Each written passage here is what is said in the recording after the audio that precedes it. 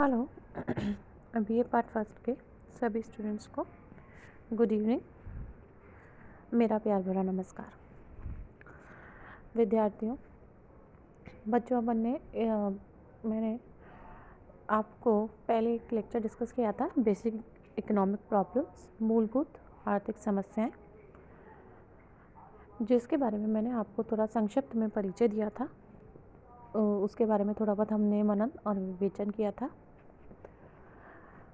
आपको मैंने प्रयास किया था कि बहुत ही सरल और सहज शब्दों में अपनी बात को आपके सामने प्रकट करूं, और आशा करती हूं आपको वो मेरा लेक्चर समझ में आया होगा, मेरी बात आपको समझ में आई होगी।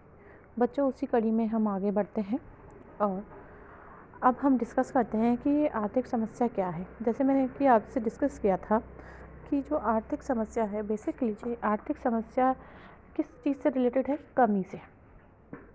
दो बहुत महत्वपूर्ण चीज़ें हैं। एक महत्वपूर्ण चीज़ है कमी, यानी कि स्कैर्सिटी, और दूसरी चीज़ है बेटा चुनाव की, एलोकेशन की, चॉइस की। ये दो बहुत इम्पॉर्टेंट कड़ी हैं, इसको हमें समझना होगा बहुत ही बारीकी से। और अगर ये कंसेप्ट हमें समझ में आ जाता है तो हमें ये थ्रू आउट जब तक हम पढ़ेंगे हमारे ये एक आधार है, क्योंकि इसी के ये अगर बात हमें समझ में आ जाती है तो इकोनॉमिक्स का यही आधार है। जैसे कि so students, first of all resources, as you all know, जैसे मैंने आपको पहले भी समझाया है, रिसोर्सेज कैसे हैं बेटा? सीमित हैं, लिमिटेड हैं। कौन से रिसोर्सेज हैं? रिसोर्सेज को हम फैक्टर्स ऑफ प्रोडक्शन के नाम से भी जानते हैं, land, labour, capital and entrepreneur. और अगर हम इनमें ऐड करें तो टेक्नोलॉजी, है ना, और other factors like government policies and all.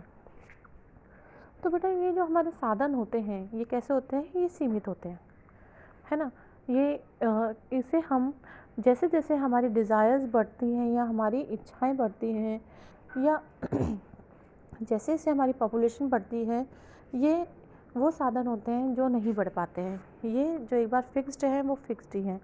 अगर हम हमारी बात करें भूमि की, अगर हम लैंड की बात करते हैं तो हमारे पास जितना लैंड एरिया है, फॉरेस्ट और वाटर को हटा के, ग्लेशियर्स को हटा के, तो हमें जितनी भूमि हमें प्राप्त हुई है, हमें उसी भूमि पर ही कार्य करना है। ना तो हम उसे बढ़ा सकते हैं, ना हम उसके अलावा कहीं और जाके कार्य कर सकते हैं। तो वो एक सीमितता है। दूसरी बात, अगर हम बात करते हैं हमारे श्रम की, तो जितना भी हमारा मैन पावर है, स्किल्ड, अनस्किल्ड, है ना, लिटरेट, इलिटरेट, जो भी है, जो भी हम कार्य कराना चाह रहे हैं उससे संबंधित जिसे ज्ञान हो, हम उसी से वो कार्य कराएंगे। ऐसा तो है नहीं कि हमें जब सिलाई की ज़रूरत है तो हम मोची से काम करा देंगे, या हमें किसी घर बनाने वाले की आवश्यकता है, बिल्डिंग्स बनाने वाले आर्किटेक्ट्स की आवश्यकता है, और हम किसी टीचर से काम करा देंगे। तो जिस व्यक्ति का जो कार्य है, जिसमें वो पारंगत है, जिसमें वो स्किल्ड है, हम उससे वही कार्य कराएंगे। तो इस प्रकार से जो हमारा श्रम है, जो हमारा लेबर है, वो भी कैसा है बेटा? सीमित है, ठीक है, यानी कि लिमिटेड है। तीसरी चीज़ हम बात करते हैं पूंजी की या कैपिटल की। अब पूंजी में जब हम बात करते हैं तो सिर्फ पूंजी में धन की ही हम बात नहीं करते हैं। धन क्या है बेटा? सबसे तरल रूप है, लिक्विड फॉर्म है, यानी कि रेडी मनी, मनी मुद्रा का सबसे तरल वाला रूप होता है, जिसे हम कभी भी, तरल का मतलब ये होता है, लिक्विड का मतलब ये होता है कि जिसे हम जब चाहें, जैसे चाहें खर्च कर सकते हैं। लेकिन जब हम पूंजी की बात करते हैं तो पूंजी में धन के साथ साथ हमारी ज़मीन, अगर अदर जायदाद, हमारी कोई और प्रॉपर्टी हो, हमारे गहने हो, है ना, हमारे हमारे शेयर्स हो, हमारे डिबेंचर्स, बॉन्ड्स हो, हमारी गाड़ी हो, है ना, हमारे पास मशीनें हो, हमारे पास फैक्ट्रीज हो, जो कुछ भी है जिसको हम बेचकर भी हमारे को मुद्रा मिल सकती है, वो भी हमारे धन के अंतर्गत ही आते हैं, हमारी पूंजी के ही अंतर्गत आते हैं। तो आपको समझ में आ गया कि तो ये पूंजी भी कैसी होती है? पूंजी भी कैसी होती है बेटा? पूंजी भी बहुत ही सीमित होती है ना। हर किसी के पास अगर हम बड़े बड़े बिजनेसमैन की भी बात करें तो वो किसी भी काम को शुरू करेंगे तो उनके पास पूंजी भी सीमित ही होगी। ठीक है, तो एक तरीके से ये भी हमारे ऊपर लिमिटेशन रहती है। हम ऑर्गेनाइजेशन की बात करते हैं, हम एंटरप्रेन्योरशिप की जब हम बात करते हैं, तो वो जो स्किलफुल पर्सन्स हैं वो भी बहुत सीमित हैं। उस कार्य से संबंधी व्यक्ति भी जिसको वो विशिष्ट कार्य करने में कुशलता हो, वो भी बहुत सीमित है। तो और इसके अलावा अगर हम अदर्स और भी अगर हम साधनों की बात करें, जैसे कि हम कोयले की बात करते हैं, हम फॉरेस्ट से प्राप्त हमें लकड़ी की बात करते हैं, हम जल की बात करते हैं, जब हम बिजली की बात करते हैं, तो ये साधन तो और भी सीमित है। ये एक पक्ष है जो हमें समझना पड़ेगा कि हमारे साधन क्या है बेटा। ये साधन वो साधन कहलाते हैं जिनसे कोई भी या किसी भी प्रकार का या प्रत्येक उत्पादन इनके बिना नहीं पॉसिबल हो सकता है। आप इसको समझिए। अब उत्पादन जब मैं शब्द बार बार बोल रही हूँ, तो ये उत्पादन शब्द बच्चों क्या होता है, यानी कि प्रोडक्शन मतलब क्या होता है, किसी भी वस्तु या सेवा का निर्माण करना। ठीक है, वस्तु यानी कि कोई भी प्रकार का गुड्स, लाइक कोई भी A to Z आप किसी को भी नाम ले सकते हैं, like pen, bag, table, chairs, cars, shirts, your dresses, whatever, है ना।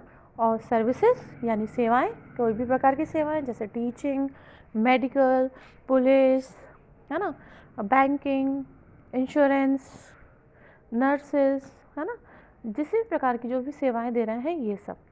अब जब किसी भी प्रकार की वस्तु या सेवा का जब हम निर्माण करते हैं, लेकिन इसमें हमें ये ध्यान देना है कि निर्माण में आर्थिक क्रिया का होना बहुत ज़रूरी है। उसी को ही हम उत्पादन की श्रेणी में गिनेंगे, अन्यथा नहीं। कैसे? जैसे कि सपोज़ करिए कोई लकड़ी का काम करता है, लेकिन वो लकड़ी का काम करके सिर्फ अपने घर के लिए ही बना रहा है, तो हम उसे उत्पादन में नहीं गिनेंगे। लेकिन वो लकड़ी का काम करके जैसे ही वो मार्केट में बेचता है, जैसे ही मुद्रा का आदान प्रदान होता है, यानी कि कोई आर्थिक क्रिया हुई, इकोनॉमिक एक्टिविटी हुई। Economic activity means transaction of money, है ना। ट्रांजैक्शन ऑफ मनी किसके बदले में, है ना, वस्तु और सेवाओं के बदले में। गुड्स एंड सर्विस, जब हम गुड्स एंड सर्विसेज का निर्माण करते हैं, किसी इकोनॉमिक एक्टिविटी, प्रोडक्शन क्या है, एक प्रकार की इकोनॉमिक एक्टिविटी है, एक प्रकार की आर्थिक क्रिया है, जिसके अंतर्गत हम विभिन्न वस्तुओं और सेवाओं का क्या करते हैं, निर्माण करते हैं। ठीक है, तो जो हमारा उत्पादन है किसके बिना पॉसिबल नहीं है, जो हमारे उत्पादन के साधन है।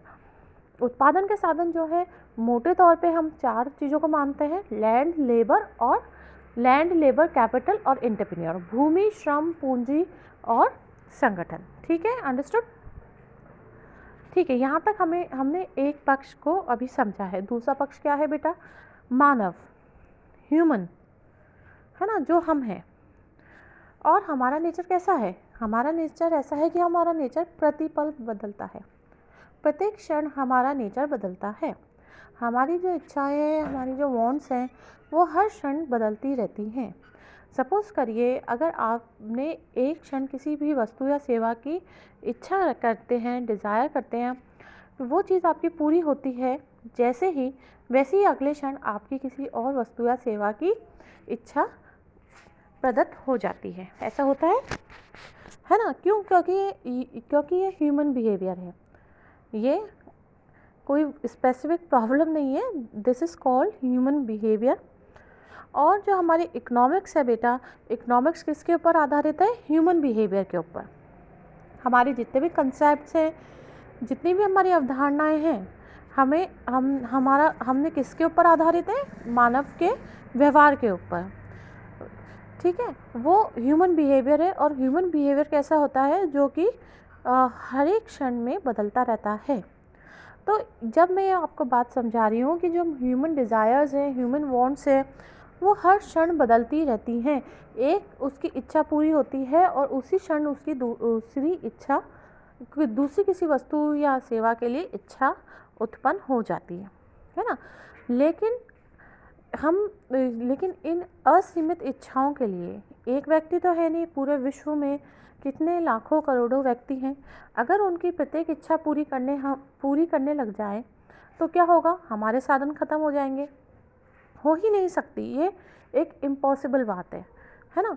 तो इसके लिए क्या होगा, इसी की ये जो प्रॉब्लम है कि जो हमारी डिमांड्स हैं, हमारी डिज़ायर्स हैं, वो तो कैसी हैं, अनलिमिटेड, और जो हमारे साधन हैं, जो हमारे उत्पत्ति के साधन हैं, प्रोडक्शन के जो फैक्टर्स हैं, वो कैसे हैं, लिमिटेड। तो हमें ऐसे में किन वस्तुओं या सेवाओं का उत्पादन करना चाहिए, प्रोडक्शन करना चाहिए, जिससे कि जो ह्यूमन वांट्स है वो भी सेटिस्फाई हो जाएं और उनसे प्राप्त होने वाली संतुष्टि, जो सेटिस्फैक्शन है, वो कैसा हो, मैक्सिमम हो। So this is the basic economic problem and basically the definition of economics. ठीक है। सो what is basic economic problem? The basic economic problem is related with the two things. The first is the problem of choice and the second is the problem of allocation, and how we adjust our factors of production in order to get the maximum satisfaction from the limited resources, है ना, and how to adjust limited resources in such a way to fulfill the demands and desires of human in such a way so that we got the maximum satisfaction, जो हमें उनसे प्राप्त हो संतुष्टि वो सबसे अधिकतर हो। तो यही हमारी ये मैंने आपके लिए नोट्स भी बनाए हैं जिसमें मैंने आपको बताया कि रिसोर्सेज कौन कौन से हैं, ह्यूमन वांट्स कैसी है, उसका ऑब्जेक्टिव लिखा है to utilise the limited resources in such a way so that the utility और the satisfaction will be maximise. सीमित संसाधनों को असीमित आवश्यकताओं में की पूर्ति के लिए किस प्रकार से उपयोग में लाया जाए कि उससे प्राप्त होने वाली संतुष्टि का स्तर अधिकतम हो, यही बेसिक इकोनॉमिक प्रॉब्लम है। सो ये मैंने आपके लिए लिखा है चुनाव की समस्या और एलोकेशन की समस्या। अब ये चुनाव क्या है, ये कोई पॉलिटिकल साइंस नहीं है कि जब हम चुनावों की बात करें, इट इज़ बेसिकली चुनाव is related with the problem of choice मतलब चुनना, है ना। आप भी जैसे बाज़ार जाते हो या फिर आप कुछ भी कार्य करते हो तो आप चुनाव करते हो, आप चुनाव करते हो, ठीक है, चुनाव करते हो, द प्रॉब्लम ऑफ चॉइस, है ना, कि आपको जैसे अगर हम अभी बात करते हैं, जैसे सर्दी का मौसम आ गया है तो आप किसका चुनाव करेंगे, सबसे पहले गर्म कपड़ों का, है ना। सर्दी से रिलेटेड जो भी चीज़ें होंगी गर्म, जो आपको गर्माहट देंगी, आप उन चीज़ों का चुनाव करेंगे, ना कि आप गर्मी से रिलेटेड चीज़ों का। तो ये क्या है, ये चुनाव है। क्यों? क्योंकि हमारे जो साधन है, जो हमारे पापा की मम्मी की सैलरी है वो सीमित है, हमारे घर में जो खर्चा हमें करना है वो सीमित है। तो ये प्रॉब्लम चुनाव, इसे चुनाव कहते हैं। और हम चुनाव किसके आधार पे करते हैं, हमारी प्राथमिकताओं के आधार पे, हमारी प्रायोरिटीज़ के आधार पे, है ना। तो हमारी प्राथमिकताओं पर ही चुनाव किया जाए। 3 प्रकार, तो ये जो एक बेसिक जो मैंने भूमिका बांधी है, इस पे 3 प्रकार की बेसिक इकोनॉमिक प्रॉब्लम्स आधारित है। तो उसको मैं आपसे बेटा मैं अभी शॉर्ट में आपको बताती हूँ, लेकिन जो नेक्स्ट लेक्चर है हम इसके ऊपर विस्तार से डिस्कस करेंगे। क्या उत्पादन किया जाए, व्हाट टू प्रोड्यूस, कैसे उत्पादन किया जाए, how to produce and for whom to produce. ठीक है। अगर आपके पास किताबें आप खरीद सकते हो तो लक्ष्मी नारायण नाथुराम का की किताब खरीदिए बेटा और पढ़िए, इसको पढ़ना स्टार्ट करिए, क्योंकि एग्ज़ाम्स अपने निश्चित समय पर ही होंगे।